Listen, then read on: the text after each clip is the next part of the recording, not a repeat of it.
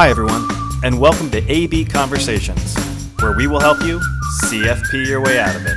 A podcast where you get into the minds of a couple certified financial planners on how we think and feel about everyday financial planning questions and what should really matter most to you. A healthier financial life starts now. Welcome back to your favorite time of the week. You took my line. Yes, it is. I'm happy to be back. How are you? Doing well. Sun is shining. Spring has sprung. It feels like it. So excited I could wet my plants. No? All right. I'm just gonna let that go. It's like one of our favorite bad dad jokes in my house. Anyway, I didn't want to step on it. So today, it seems to be a conversation that we've been having a fair amount recently, and it revolves around pension decisions. Yep. And as we were talking about that, there are few decisions in life that are truly irrevocable, and that the pension election is certainly one of those that you make a decision, you usually cannot undo it, and it has lasting effects that may or may not be good in the long run. So we'll just kind of share some of the high level of conversations that we've been having, things to keep in mind, all of those little hidden things to remember as well. Yeah, and I think what makes this kind of a nerdy, fun thing for us to kind of talk about is the fact that in our minds, this is one of those financial planning topics that is so situational. Because when we're talking about a pension, we're talking about a specific company or institution that you've worked for that has their own ways of like providing this as a benefit. And then you can take that one step further and say, here we are working with a client who has their own unique sense of set of circumstances that we kind of need to understand. So I think we have an opportunity here to get way deep into the weeds, but I think where I would like to focus is what are those things to kind of like pick out of this decision-making process that we really want people to know about? And I'll kick it off with the one that I think is probably the biggest decision, and it may not even apply to everyone. And here's what I mean by that.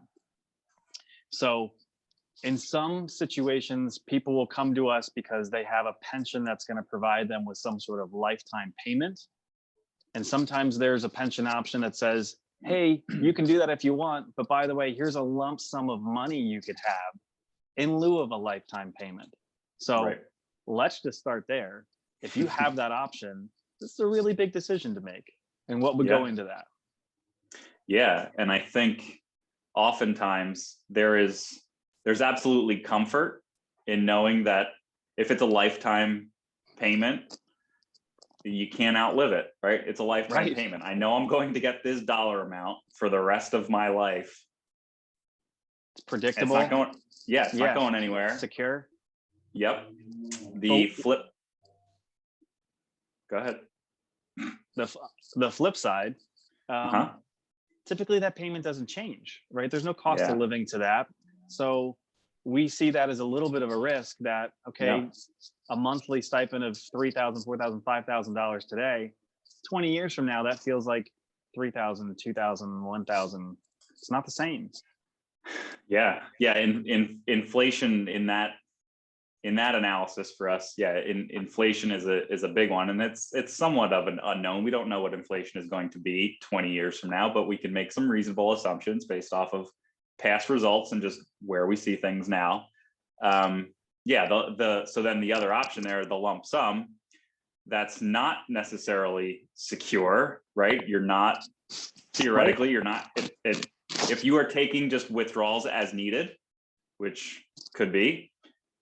If you're taking withdrawals too aggressively, that could lead that account to go to zero sooner than later. So it may be finite, right? During your lifetime, it may run out at a certain point, depending on how aggressively you're pulling from it. Yeah, and how do you feel about investment risk? Is that something you want control over, or does it feel better to have that consistent paycheck that's very predictable? And kind of, I guess, in the same vein, I think about other money that people may have saved up right? It may be great to have that consistent paycheck, but you can't say, I want this annuity lifetime payment, and then call the company up and say, hey, by the way, we really need a new roof on the house. You know, can you send me $12,000? No, you can't. You don't have control over the asset anymore. So this really is like a give and take to figure out, what do you prioritize the most?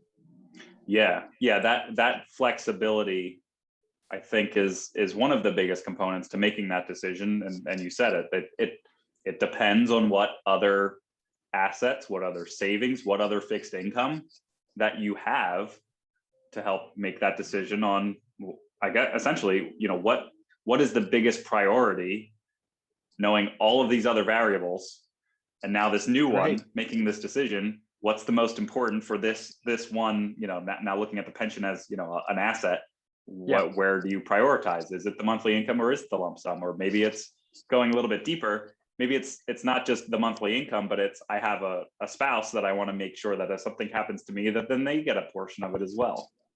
Yeah, and let's go into survivorship options in a second, but there was something you said that kind of triggered for me. Again, just thinking about recent situations that we've had. And this is not to say it's the same for everybody, but if that kind of buyout option, right, that lump sum dollar amount that's been calculated, is something that would come to somebody maybe earlier in life, right? Maybe it was a merger, maybe it's a new company. Maybe the old company is just deciding, hey, we don't want these promises to pay for life, you know, with these annuity payments. So we're going to give these lump sum buyouts. Yeah.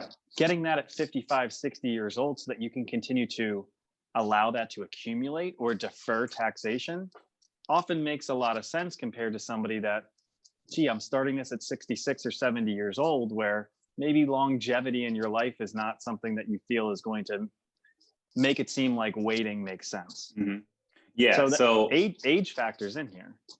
Yeah, absolutely. And so then even just to add on to that, as I think we kind of went down that road and then I kind of veered off, it's taking that lump sum option. We would view that as potentially some sort of inflation protection, right? Depending on how you would invest that lump sum. Right. If you are not leaning on it too aggressively for income when you would first retire, theoretically, you should be able to allow that to grow over time. Lean on it later in life. Again, depending how it's invested, hopefully it should grow. Yeah. But then that would be hopefully keeping up with cost of living over time. If it's invested in stocks and bonds, that should rise over time in line with at least inflation. So it doesn't feel like your dollars are worth less in that future. Like if it's a fixed pension payment, we know inflation is going to be something moving forward. And if that pension's number stays the same, your dollar in the future is worth less than it is right now. Yeah, especially when you kind of put that in the same camp as Social Security. And we historically have seen Social Security payments not go up in the same way that maybe your healthcare expenses do. So, you know, this fixed income that you have today feeling so good, the napkin math of, yes, this is going to work, to your point, 10, 15, 20 years from now, 30 years from now, geez, people are living longer. It's certainly not going to feel the same. Another situation kind of popped into my head as you were saying that. You know, I think to some of our teacher friends or people that maybe work in the nonprofit sector, sometimes it's kind of the hedging of the bets, right? I know to our teacher friends, you're allowed to kind of withdraw what you've contributed to that pension system and still kind of get a fixed income on a regular basis. So, you know, that's maybe a different situation, you know, all the way to this has to go back 10, 12 years. Maybe you'll remember who I'm thinking about. Gentleman retired at 67, didn't take survivorship for his spouse and passed away a year later. Heartbreaking story where really this was their retirement. And however that happened, you know, an unfortunate, untimely death turned into not just an emotional travesty, but a financial one for her. Yeah. So maybe that's an okay segue. Yes. So let's talk about survivorship options. Yes, please. And even that, again, it's all situational, right? It depends on if maybe the spouse worked, their Social Security, if they have a pension, what other savings you have, right? If you are making that pension decision on your own, if it's, let's just move past the lump sum versus the payment. Let's assume now you're going to take the payment, but now the next level of options is, do I just take usually the highest payout which is only on my life. So as long as I live, I get this payment. But if I pass away, it doesn't go to anybody else. And then there's usually varying degrees of survivor benefit, right? Maybe it's 50%, 100%, meaning they would get exactly what I would get, or the 50%, they would get half of what I would get while I'm living. There's all those different sliding scales of the survivorship options. Yep. Yeah, and it's not meant to overcomplicate it, because I would venture to guess when we have these conversations, let's be clear, usually people don't have a lump sum option. I think it's more common that the pension is going to be some sort of lifetime payout. And it's very common for somebody to default to, well, I love my husband, I love my wife, I'm going to leave them something, right? I'm going to choose a survivorship option here. And often case, the default is 100%, right? I'm willing to take a little less a month for myself in order to make sure that no matter when I pass away, my spouse gets that same benefit. But that's where I think, okay, good financial planning comes into play here. And one of our first questions always is, oh, you're setting this up for me? do you have life insurance, right? Oh, you froze. No, just waiting on you. Sorry. Do you have life insurance, right? I think that has to play a role here, because really, that's the way I think about the survivorship option. If I'm willing to take a couple $100 less in income a month to make sure that my spouse gets something, in a way, that amount of money kind of feels like paying for life insurance so that when I pass away, this money can continue, or this now lump sum of money can continue to support my spouse. So if you already have your own life insurance, I think that plays a role in this decision. Yeah, absolutely. And I don't know if we've talked about this on a previous podcast. There's a strategy, we call it pension maximization, which is essentially that, right? You look at your options, you look at your options of the highest benefit possible, which is usually the single life, versus the 100% survivor, meaning I'm gonna take a lower pension payment while I am living, knowing that if I pass away, then my spouse is going to get the exact same payment. That difference between the single life and the 100% survivorship, as you said, we would take that number, call it a couple $100 a month. How much insurance does that potentially buy? You're essentially buying yourself your own survivorship option, but now you control it. Yeah, and I guess this is where you give the good disclaimer, right? This is where age, health, like all these things are going to come into play. But of course, hopefully people get the idea here. It's just a broader way of also thinking, look, what do we want to have happen here? People have a monthly benefit that's secure to them, that supports their retirement. They live a long and healthy life. And maybe that survivorship wasn't really needed. The nice part about either having an asset or a life insurance policy is that can continue to the next generation. Now this pension has become a multi-generational asset if there are kids or grandkids involved. That doesn't happen, right? Let's be clear. In a pension life payment scenario, even if it goes to the spouse, it's not going to the next generation. I shouldn't speak until more often than not. The vast majority of the time, that's not going to the next generation. So this is the way to kind of go back to, let's not look at this pension decision as independent of all the other financial planning objectives you have. And maybe this pension can play multiple roles. Yeah.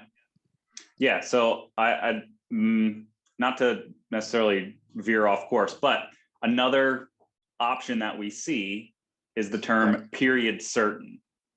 And I think where we've often been posed that question, or where people come to us and are just not sure even what the heck that means. Yeah, what does that mean? Yeah, let's just give the high level. So often what we see is you can take some sort of single life option, right? It's the higher payout with 10 years, 20 years, whatever the number is, period certain. So essentially what that means is, let's use the example, straight life, 10-year period certain. That means I'm going to get the higher benefit during my lifetime. But if I pass away in year 5, then my survivor is at least going to get the next 5 years worth of payments. That means that pension is going to pay that benefit to somebody for at least 10 years. And if you live beyond that 10 years, then you'll continue to get it for your lifetime. But that period certain means someone is going to get that payment for that time period. Yeah, and again, I think there's a lot of analysis that should go into when would that be appropriate and when isn't it. But that's a really good point. There is that option that is usually tied to it too. So is there anything else you really want to highlight, or can I kind of button that all up? Wrap it up. So our key takeaway would be this is a big decision. And while I think there are some common defaults to here's how I'm going to take it and what matters most, we don't see this as being independent of all the other financial goals or other financial planning variables in your life. So that can be longevity in your life, that can be other income, other assets. We brought up, is life insurance a part of your portfolio at this point, or is it not?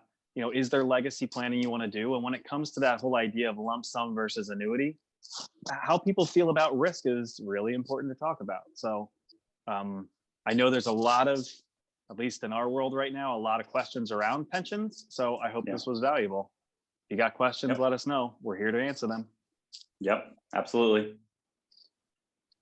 Thank you, sir. All right. Another one down. Thank you. See you next time.